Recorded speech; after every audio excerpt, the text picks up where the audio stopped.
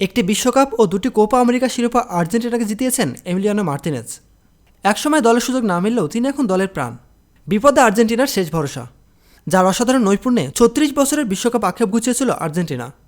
অর্জনে পূর্ণতা পেয়েছে মেসির ঝুলি। আর্জেন্টিনাকে একের পর এক শিরোপা জেতানো এই গোলকিপার কদিন আগেই ৩২-এ পা দিয়েছেন। তাই অবসর নিয়ে না চাইলেও ভাবতে হচ্ছে তাকে।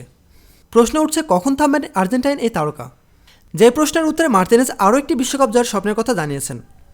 কাতারে বিশ্বকাপ ফাইনালে নির্ধারিত ৩-৩ গোলের সমতায় থাকতে একদম শেষ দিকে ফ্রান্সের কোলোমুয়ানির শট অবিশ্বাস্যভাবে রুখে দেন মার্তিনেজ। জানিয়ে মার্তিনেজ বলেন, শপথ করে বলছি, আমি ওটার চেয়ে আরও ভালো সেভ করেছি। ওটার ক্ষেত্রে আমি চোখ বন্ধ করে বলছিলাম, আমার মাথাটা উড়িয়ে দাও। দুদিন আগেই ফিফার বর্ষসেরা গোলরক্ষকের পুরস্কার পেয়েছেন মার্তিনেজ। তাছাড়া ২০২২ সালের ১৮ ডিসেম্বর আর্জেন্টিনা বিশ্বকাপ জিতে আর্জেন্টাইন এই গোলকিপার।